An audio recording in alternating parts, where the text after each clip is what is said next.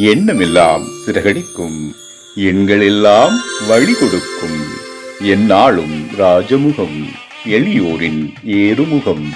எந்த நிலை வந்தாலும் வந்த நிலை மாறாத நமது Rajanilai. Rajanilai TV, channel of astrology.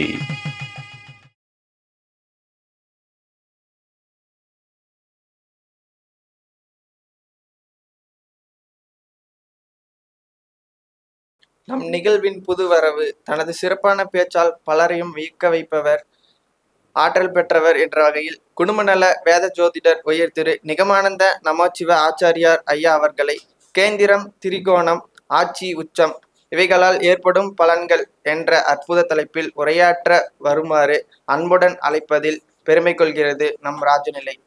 அனைவருக்கும் வணக்கம். காட்டு வழி போனாலும் கல்லர் பயமானாலும் பாதம் பறை தூக்கி சாற்றி தேகம் திரை நீக்கி காட்டிய காலனார் கிட்டியிலும் நமக்கெல்லாம் நம்பிக்கை உண்டாம் விநாயகர் தும்பிக்கையே துணை. எல்லாமல்ல விநாயக பெருமானை வணங்கி கொண்டு இங்கே இந்த ராஜநிலை தொலைக்காட்சி மூலமாக நமக்கெல்லாம் அற்புதமான கருத்தரங்கை இடைவிடாது தலை சிறந்த ஒரு மாமனிதராக இருந்து நமக்கெல்லாம் முன்னோடியாக இந்த தமிழகத்தில் ஜோதிட விழிப்புணர்வுக்கென்று தன்னுடைய ஆயுளில் ஏறத்தாழ 50-60 ஆண்டு காலங்களாக ஜோதிடத்திற்காக தன்னை அர்ப்பணித்து எத்தனையோ சில கொடுமையான காலங்களை எல்லாம் பொருட்படுத்தாமல் ஏனைய பணிகளை எல்லாம் செலக்ட் பண்ணாமல் இந்த ஜோதிட விழிப்புணர்வுக்காக தன்னுடைய வாழ்க்கையை அர்ப்பணித்திருக்கக்கூடிய நம்மளுடைய மருதமலை குருஜி ஐயா அவர்களை முதற்கண் வணங்கி கொண்டு, மேலும் ராஜநிலை தொலைக்காட்சி நிறுவனத்தினருக்கு இந்த 12வது கருத்தரங்கிலே முதல் முறையாக அடியனை பேச அழைத்து இங்கே நமக்கு ஒரு நல்லதொரு வாய்ப்பை கொடுத்த ராஜநிலை டிவி நிறுவனத்தார் அவர்களுக்கும் மற்றும் மருதமலை குருஜி ஐயா அவர்களுக்கும் பொற்பாதங்களுக்கு நன்றினை தெரிவித்து கொண்டு, இன்று 12ஆம் கருத்தரங்கில் முதன் முறையாக எனக்காக கொடுத்திருக்கக்கூடிய ஐயா தலைப்பு ஒரு ஜாதகத்தில் கேந்திரம், திரிகோணம், ஆட்சி, உச்சம் இவைகள் என்ன செய்யும் அப்படின்ற மாதிரி பேச சொல்லியிருக்காங்க. எல்லாமே அவங்க கொடுத்தது தான். ஆனால் சில கற்பனை திறனில் நாம் சில தவறுகள்லாம் செய்கிறது உண்டு. அவ்வாறாக பார்க்கும்போது நமக்கு இருக்கக்கூடிய நவகிரகங்களில் 9 கிரகங்கள் தான் நம்ம பேஸ் பண்ணி நம்ம ஜாதகத்தை எல்லாத்தையுமே வடிவமைக்கிறோம். அவ்வாறாக கேந்திராதிபத்தியத்தில் மிக சிறப்பாக செயல்படக்கூடியவராக இருப்பவர் சூரிய பகவான். 4, 7, 10 அப்படின்ற இடத்துல அந்த கேந்திர பலம் அவர் ஏறும் பொழுது மிகப்பெரிய பராக்கிரமத்தை அந்த ஜாதகருக்கு தன்னுடைய 50வது வயதுக்குள்ளாக செய்து கொடுப்பாருங்கிறத நம்ம தீர்க்கமாக தெரிஞ்சுக்க வேண்டிய ஒன்று. பெரிய ஆராய்ச்சிலாம் தேவையில்லை. கேந்திர பலம் ஒரு ஜாதகர் அடைந்து விட்டால் சூரிய பகவான் அவங்க ஜாதகத்தில் 50 வயதுக்குள்ள அல்லது 50வது வயது, அந்த 50 to 60வது வயதில் அவர் மிகப்பெரிய ஒரு தலைமை பண்புக்கு போகுவார். போகக்கூடிய சுச்சுவேஷன் நடக்கும். அதை ஏற்றுக்காமல் போகிறது அந்த ஜாதகருடைய மற்ற கிரகங்கள் செய்யக்கூடிய தொந்தரவுகள்னால அது தடைபட்டு போயிடும். அதே போல் திரிகோணத்தில் நின்றுட்டா அதே சூரிய பகவான், ஏன்னா இந்த அனைத்து கேந்திரம், திரிகோணம், ஆட்சி, உச்சம், நீசம், பகைன்னு போனால் கூட சூரிய பகவான் கொடுக்கக்கூடிய வல்லமை தான் மிகப்பெரிய சக்தி வாய்ந்த வல்லமையாக இருக்கும். ஏன்னா கிரகங்களுடைய 7 கிரகங்கள் நீள்வட்ட பாதையை நம்ம ஜாதகத்தில் நம்மளுடைய பிறப்புல நீள்வட்ட பாதையிலிருந்து நம்மளை இயக்கக்கூடிய 7 கிரகங்களில் மிகவும் சக்தி வாய்ந்தவராக இருக்கக்கூடியவர் சூரிய பகவான். அவ்வாறாக திரிகோண ஸ்தானத்திலே அவர் பயணிக்கும் பொழுது அந்த கர்மாவை கலைத்தன்மைக்கு கொண்டு சென்று தன்னுடைய தனித்திறமை காட்டி விடுவார். அதாவது 1, 5, 9 அப்படிங்கிற கோண திரிகோணத்தில் அவர் போய் உட்காரும் பொழுது அந்த ஜாதகருக்கு ஸ்பிரிட் பர்சனாலிட்டியாக அவருடைய தேகத்தில் அந்த தகப்பனாரால் கண்டுபிடிக்க முடியும். அவர் ஒரு சிறைந்த கலைத்தன்மை வாய்ந்தவர் அப்படின்னு நம்ம சூட்சத்தில் கண்டுபிடிச்சிடலாம். அதே போல் ஆட்சி கிரகமாக அவர் பயணிப்பார். அவருக்கு வீடு ஆட்சி வீடு சிம்ம வீடு மட்டும்தான். இருந்தாலும் தன்னுடைய மேஷத்துல உச்ச வீட்டுக்கு போகும் பொழுது மிகப்பெரிய ஆட்சி தத்துவத்தை தெரிவிக்கிறார். ஏனென்னா அவர் ஒரு ஆத்மகாரகன் தந்தைக்கு அதிபதியாகிறார், முன்னோர்களுக்கு அதிபதியாகிறார், இந்த பூமியில் இருக்கக்கூடிய அரசாங்கம் தொடர்பான அத்தனை இடங்களுக்கும் அதிபதியாகிறார். அந்த இடத்துல அவர் உச்சம் பெற்று ஒரு கிரகம் நின்றுச்சுன்னா அந்த ஜாதகருடைய பிறப்பு லக்னத்தை நம்ம ரொம்ப ஆய்வு செய்யணும். அந்த ஆய்வு செஞ்சு அந்த லக்னத்திற்கு அவர் எந்த பாவக புள்ளியில இருந்து அவர் இயங்குறாரோ அதற்கு தகுந்தாற் போல அவருடைய ஆட்சி தன்மையில சில கோளாறுகள் ஏற்படும். அந்த கோளாறுனால அவர் திரும்ப திரும்ப பல கெடுதலான விஷயங்களை செய்யக்கூடும். அதனால இவர் ஆட்சி தன்மைக்கு போறது அப்படிங்கிறது ஒரு நெகட்டிவ் தன்மை தானே தவிர எல்லாருக்கும் சரியான தன்மைக்கு போகாது. அதே போல உச்சம் காட்டுறார். இந்த உச்சம் ஆட்சி அப்படிங்கிறதுக்கு உண்டான விஷயம் என்னன்னா, ஆட்சின்னா அனைவரையும் அனுசரித்து போவாங்க, உச்சம்னா அரசனையும் எதிர்த்து போவாங்க. இந்த மாதிரியான தன்மையை அந்த சூரிய பகவான் இயற்கையாகவே வழங்கி விடுவார் அந்த ஜாதகத்திற்கு. அடுத்ததாக நம்ம எல்லாம் இந்த பூமியிலிருந்து இயக்கக்கூடிய சந்திர பகவான். இந்த சந்திரன் ஒரு நீர் கிரகம்னு நமக்கு சொல்றாங்க. அது ஒரு ரொம்ப மென்மையான கிரகம். பூமியை தன்னைத்தானே சுத்தி கொண்டு தன்னுக்கென்று தன்னுடைய லோகத்துக்குன்னு தனி சிறப்புகளை எதுவும் வைத்து கொள்ளாமல் இந்த பூமிக்காகவே முழுக்க முழுக்க இயங்கக்கூடிய ஒரு கிரகம். அது கேந்திர ஆதிபத்தியம் பெற்றால், அது 4, 7, 10 கேந்திர ஆதிபத்தியம் பெறும் பொழுது அந்த பாவங்களுக்குரிய நவாம்ச ராசியில் இருக்கக்கூடிய பாவகம் எங்கு பாவகத்துக்கு போறாங்களோ அந்த பாவகம் ராசியில கெட்டு போயிடும். ஒரு நீர் ரொம்ப நாளைக்கு ஒரே இடத்துல நின்றுச்சுன்னா அது அஸ்தமாயிரும், இல்லை பல பிராணிகள் அங்கே உருவாயிரும். அதில் ஒரு கணக்கு இருக்கு. அதனால அந்த பாவகம் கெடும். எப்படின்னு கேட்டிங்கன்னா, கேந்திர பலம் பெறும் பொழுது இப்போ உதாரணமாக அஸ்வினி 1ஆம் பாதத்தில் இருக்காங்க. அந்த அஸ்வினி 1ஆம் பாதம்ங்கிறது ராசியாக இருந்தாலும் கூட அந்த ஜாதகருக்கு அது 10ஆம் பாவகமாக இருந்தால், அஸ்வினி 1 அப்படிங்கிற ஒரு காரணம் நவாம்ச நிலையில் நிற்கும் பொழுது அதே பாவகத்தில் அங்கிருந்து இங்கே ஜாதகத்துக்கு போகும்போது 10ஆம் பாவகம் இந்த தாய் வழியோடைய கர்மஸ்தானங்கள் எல்லாமே பாதிக்கப்படும். அதனால கேந்திர ஆதிபத்தியத்தை பொறுத்த வரைக்கும் சந்திரன் தன்னுடைய கேந்திர ஆதிபத்தியத்துக்கு போக கூடாதுங்கிறது ஒரு ஆய்வு. அடுத்தது திரிகோணத்தில் அவர் பயணிக்கும் போது என்ன செய்வார் அப்படின்னா, திரிகோணத்தில் பயணிக்கும் பொழுது சமசப்தம ஸ்தானமான 7ஆம் பாவத்துக்கு அமையும் போது அந்த ஜாதகருக்கு வேணுங்கிற மாதிரி ரொம்ப அழகான சம்பவங்களை எல்லாமே செய்து கொடுப்பார்.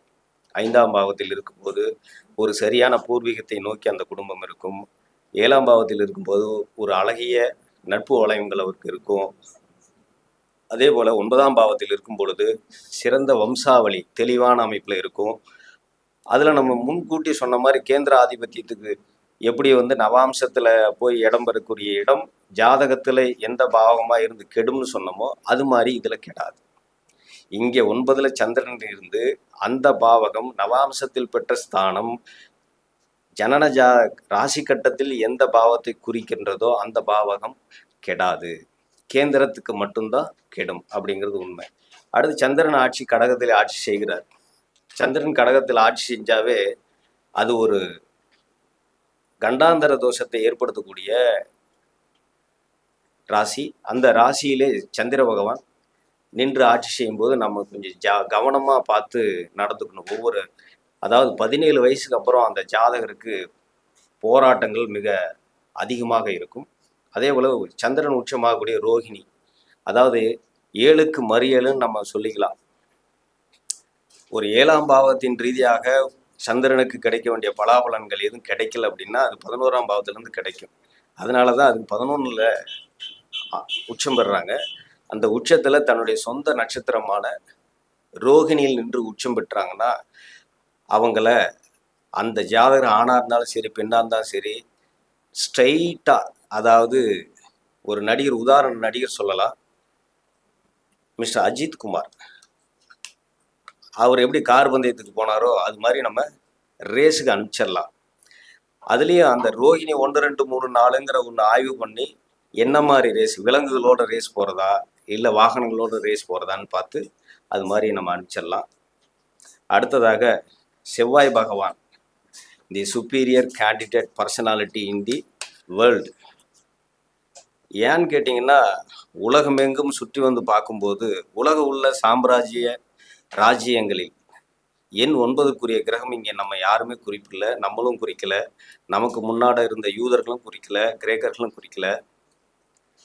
ஆனால் நம்மளுடைய தமிழ் பண்பாடு மட்டும் செவ்வாய் பகவானை 9ஓடு இணைத்து கொண்டது. ஆனால் எழுத்துக்களை இணைக்க முடியல, அந்த வேரியேஷன் இன்னும் கிடைக்கல. ஏன்னா இங்கிலீஷ்காரங்களும் கொடுக்கல, தமிழ் எழுத்து மாத்திரைகளும் நமக்கு கொடுக்கல. அவ்வாறாக செவ்வாய் பகவான் கேந்திராதிபத்தியம் செய்தால் என்ன செய்வார் அப்படின்னு கேட்டிங்கன்னா, ஒரு ஜாதகத்தில் செவ்வாய் பகவான் கேந்திராதிபத்தியம் செஞ்சால் தாயாருக்கு நல்ல அறிவுரை செஞ்சிருவார். தாயார் ஸ்தானத்தையும் வாகனத்தையும் 2ல் 1 தான் உனக்கு அப்படிங்கிற ஒரு விஷயத்தை சுட்டி காட்டி, அல்லது இது 2மே இல்லை உனக்கு அடிப்படை கல்வி உண்டு அப்படிங்கிற ஒரு விஷயத்த ரொம்ப அனுபவத்தோடு கொடுத்துருவார். ஒரு வாகனம் கையில் கொடுக்கணுன்னாலும் சும்மா கொடுக்க மாட்டார். நீங்கள் லைசன்ஸ் வாங்கினாத்தான் வாகனத்தை வாங்க முடியும். அது மாதிரியான சுப்பீரியரான ஒரு கேண்டிடேட் செவ்வாய் பகவான். அந்த செவ்வாய் பகவான் கேந்திர ஆதிபத்தியம் பெருப்பது ஒரு சிறந்த அனுபவசாலியை உருவாக்கிடும். அடுத்ததாக திரிகோணம் அடைகிறார் இவர். இந்த திரிகோணம் அடையும் போது என்னன்னு பார்த்தீங்கன்னாக்கா, உடம்புல உள்ள கனிமங்களை எல்லாத்தையுமே இயக்கக்கூடிய வல்லமையாக மாறுகிறார். உடம்புல கனிமங்கள் இருக்குது, அந்த பஞ்சலோகங்கள் இருக்குது. அந்த பஞ்சலோகத்தில் செவ்வாய் பகவான் வந்து அந்த தங்கத்தை இயக்க ஆரம்பிச்சிருவார். தங்கச்சத்து அப்படின்னு நம்ம சொல்கிறோம் இல்லையா, அது திரிகோண பாவத்தில் இருக்கும்போது மட்டும்தான் இயக்குவார். சரிங்க, இப்போ ஒருத்தருக்கு வந்து திரிகோண பாவகத்தில் இல்லை, இப்போ அவர் எப்படி இயக்குவார் அப்படின்னா, கோச்சார ரீதியாக திரிகோண பாவங்களில் அவர் இயங்கும் பொழுது கண்டிப்பாக தங்கச்சத்தை உடம்பில் ஒரு நோயில்லா நிலையை உருவாக்குவார். எப்போ போகணும்னா 1, 5, 9 செவ்வாய் பகவான் போகும் பொழுது, இப்போ தன்னுடைய ஆட்சி வீட்டில் இருக்காரு. உதாரணமாக மேஷ லக்னக்காரங்களுக்கு இப்போ அவங்க உடம்புல தங்கம் ரீதியான செயல்பாடுகள் அதிகமாக இருக்கும். அப்போ அவங்களுக்கு இந்த சீசன் வந்து அவங்க அதிகமாக வந்து பார்த்திங்கன்னா தங்க பர்ச்சேஸு, தங்கத்தை பற்றின நுணுக்கங்கள் யாவையும் அவங்க யோசனை பண்ணிகிட்டு இருப்பாங்க. அடுத்ததான் ஆட்சி பெறுறார். ஆட்சி பெறுவது அவர் வந்து உடம்புல ரொம்ப ஸ்பிரிட் பர்சனாலிட்டி உள்ள ஒரு பர்சன்னு நம்ம முதல்ல சொன்னோம். ஏன் சொன்னோம்னா, அவர் 1ஆம் பாவத்துக்கும் 8ஆம் பாவத்துக்கும் ஆட்சி கொடுக்குறார். இந்த 8ஆம் பாவங்கிறது சுக்கிர பகவானுக்கு 2ஆம் பாவமாக வருகிறது. நம்ம தேக ஆரோக்கியத்தில் இந்திரிய பாவத்திற்கு அவர் ஆட்சி கொடுக்குறார். அப்போது அந்த இடத்துல 8ஆம் பாவத்தில் போய் அவர் நின்னார்னா அந்த பாவகத்துக்கு உண்டான திரிகோணம் சம்பந்தப்பட்ட ஒரு நல்ல செய்தியை வழங்க மாட்டார். அங்கே ஒரு பெரிய பிரச்சனை கொடுப்பார். அதாவது மருத்துவ ரீதியான பிரச்சனை கொடுத்து தான் அவர் சரி பண்ணுவார். அடுத்தது உச்சம். செவ்வாயோடைய உச்ச வீடு ரொம்ப சுப்பீரியரான வீடுங்க. ஏன்னா காலபுருஷ தத்துவப்படி கர்மஸ்தான வீடு. கர்மஸ்தான வீட்டில் போய் அவர் உச்சம் அடைகிறார். அப்போ செவ்வாய் பகவான் ஒரு உச்சம் அடைஞ்சிட்டார்னா, ஒரு தலைவன் அந்த வீட்டில் குலை உண்டு, சாபப்பட்டு, பெரும் ஊரை விட்டு அவங்க ஓட்டப்பட்டு அடுத்த ஊரில் போய் அவங்க ஒரு குடித்தனமாக வந்து வளர்ந்துருப்பாங்கன்னு அர்த்தம். இப்போ ஒரு சின்ன குழந்தை வருது அப்படின்னா அவங்களுடைய பாட்டனார், பெரிய ஆள் வராருன்னா அவங்களுடைய பாட்டனார். அது மாதிரியான சம்பவங்கள் இருந்த இடத்துல இருந்து அந்த குடும்பம் இருக்கும். அடுத்ததாக புதன். இந்த புதன் வந்து கேந்திராதிபத்தியம் பெறாருங்க அப்படின்னு சொன்னால் அடிப்படை கல்வியே போச்சு, கம்பல்சரி போயிடும். எப்படின்னு கேட்டிங்கன்னா, கேந்திர ஆதிபத்தியத்தில் ஒரு சின்ன சூட்சமம் இருக்குது. புதாத்திய யோகம் இல்லாமல் அவர் தனித்து கேந்திராதிபத்தியம் பெற்றுட்டார்னா, அதனால் அந்த ஜாதகருக்கு அந்த பாவகம் முழுக்க செயல் இழந்துவிடும். புதனால் தனித்து இயங்குதல் ஆகாது. அங்கே சூரிய பகவானும் சுக்கிர பகவானும் இணைந்திருந்தாங்கன்னா அந்த ஜாதகருடைய தாயார், வீடு, வாகனம், வாழ்க்கை துணை, அடுத்தது கர்மம், தான் குடும்பத்துக்கு செய்ய வேண்டிய நற்செயல்கள், நற்பண்புகள், இவை எல்லாத்தையுமே அவர் கிளீனாக செய்ய முடியும். இல்லைன்னா செய்ய முடியாதுங்க. தனித்து இருக்கக்கூடாது. தனித்து இருந்தால் அது ஒரு பரிகார ஜாதகம். அடுத்ததா பிரகஸ்பதி. எல்லாருக்கும் இங்கே ஒவ்வொரு பிரகஸ்பதி உண்டு. இந்த பிரகஸ்பதியை மறந்துட்டு யார் எந்த வேலை செய்தாலும் அவர் தொட்டு காட்டாமல் நமக்கு சுட்டு போட்டாலும் வராதுங்க. அது மாதிரி இந்த குரு பகவான் மிகப்பெரிய வணக்கத்துக்குரியவர்.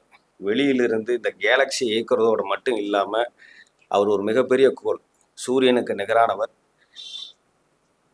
அவர் சூரிய மண்டலத்தை இயக்கிறது இல்லாமல் ஒரு ஜாதகத்துடைய கிராஃபில் ரொம்ப முக்கியமான சொர்க்கலோகம் சொல்லக்கூடிய சகிஸ்டாரியஸ் அப்படின்னு சொல்ல மாதிரி அந்த 9ஆம் பாவத்துக்கு தன்னுடைய ஆட்சி பலத்தையும்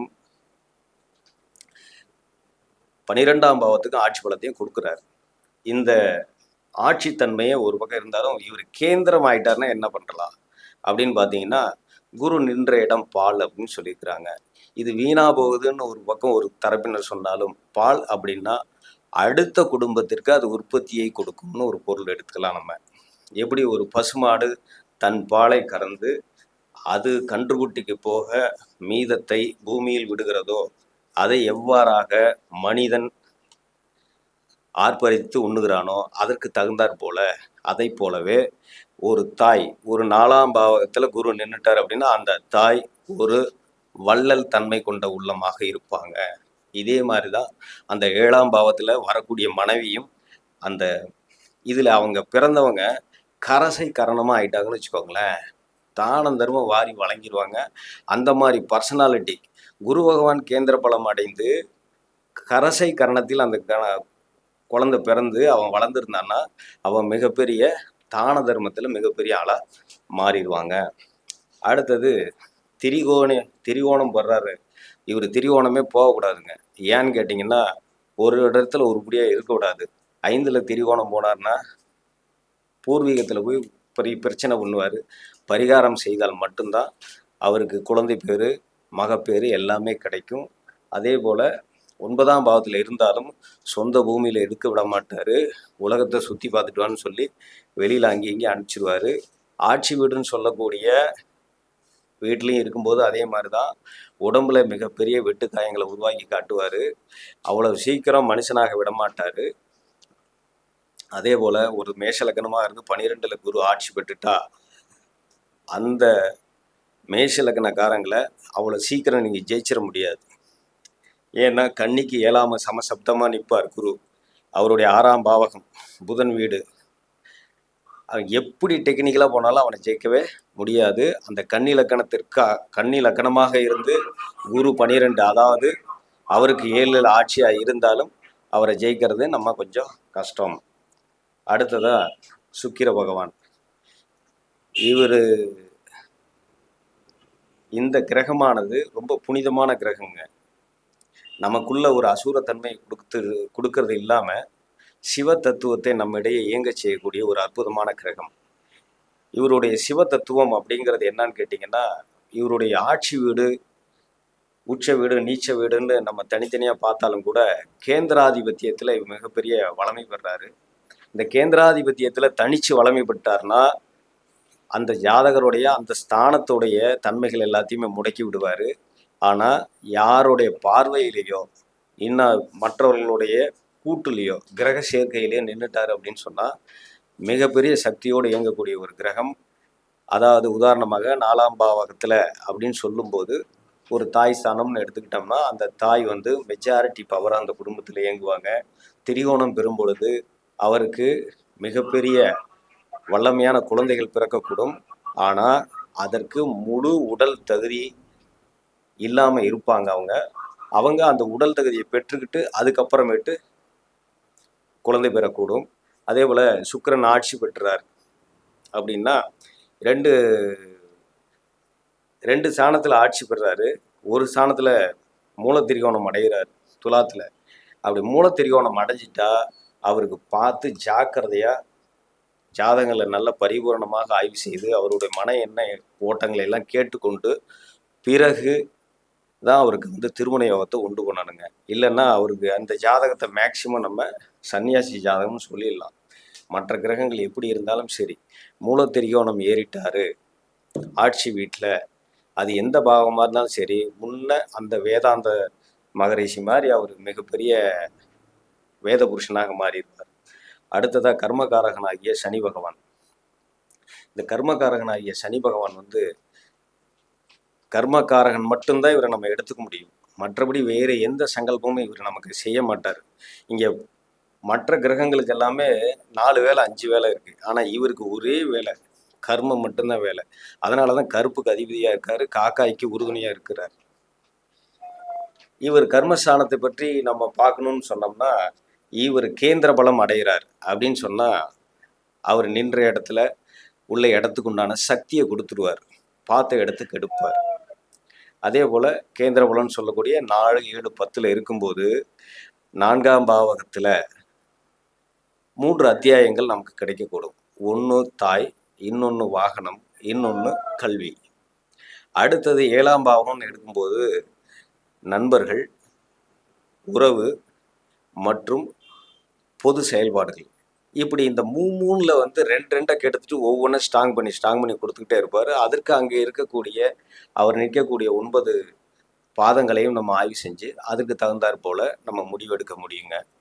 அடுத்தது திரிகோணத்தில் அவர் நின்றுட்டார் அப்படின்னா, திரிகோணத்தில் அந்த பாவகத்தை கெடுத்துருவார். சனி 5ல் நிற்கிறார் அப்படின்னு சொன்னால், அவருடைய பார்வை 10ஆம் பார்வையா ஸ்ட்ரெயிட்டாக வந்து பார்த்தீங்கன்னாக்க எங்கே போய் விழுன்னு பாருங்க, 2ஆம் பாவத்தில் வந்து உளுந்துடும். 2ஆம் பாவத்தில் உளுந்த உடனே 5ல் சனி இருக்கிறவன் குடும்பத்தை வளர்த்தவே முடியாதுங்க.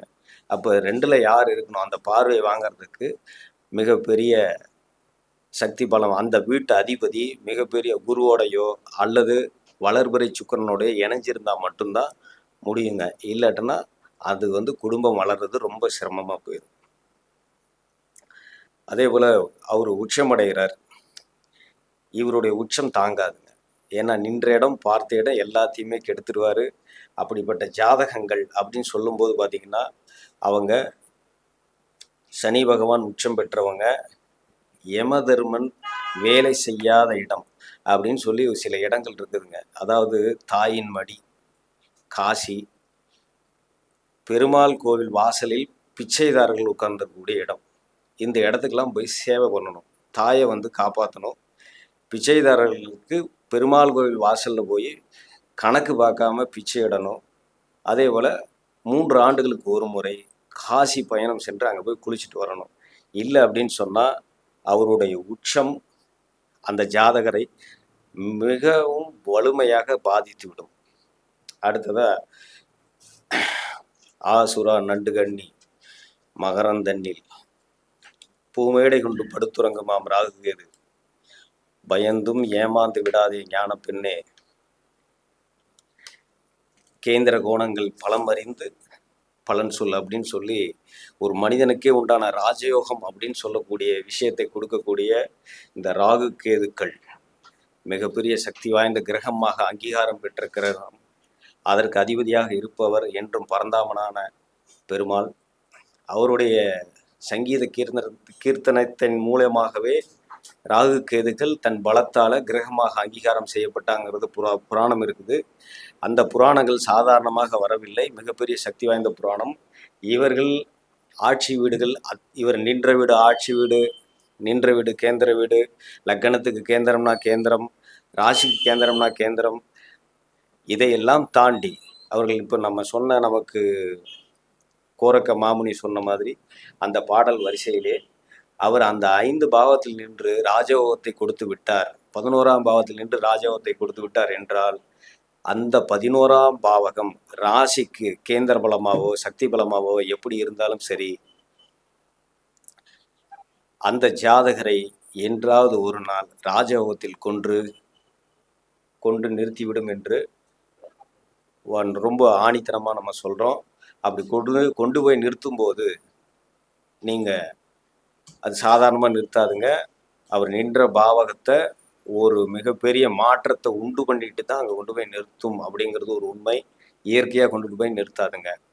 வாழ்க்கையில் பல விஷயங்களையும் பல செய்திகளையும் மக்களுக்காகவும் மக்கள் தொடர்பான விஷயங்களுக்காகவும் இங்கே வழிநடைப்பட்டு கொண்டிருக்கக்கூடிய ராஜநிலை தொலைக்காட்சி சேனல் ஆஃப் அஸ்ட்ராலஜி மிகப்பெரிய வல்லமையோடு ஜோதிடத்திற்காகவே மிகப்பெரிய குருமார்களை எல்லாம் அழைத்து வந்து இங்கே தங்களுடைய ப்ரோக்ராம் சக்தியால் தமிழக மக்கள் அனைவரும் பார்த்து நன்மடையக்கூடிய விதத்திலே பணியாற்றி கொண்டிருக்கிறார்கள். அவர்களுக்கு முதற்கண் மனமார்ந்த சிரம் தாழ்ந்த நன்றியையும் வணக்கத்தையும் தெரிவித்துக் கொள்கிறேன்.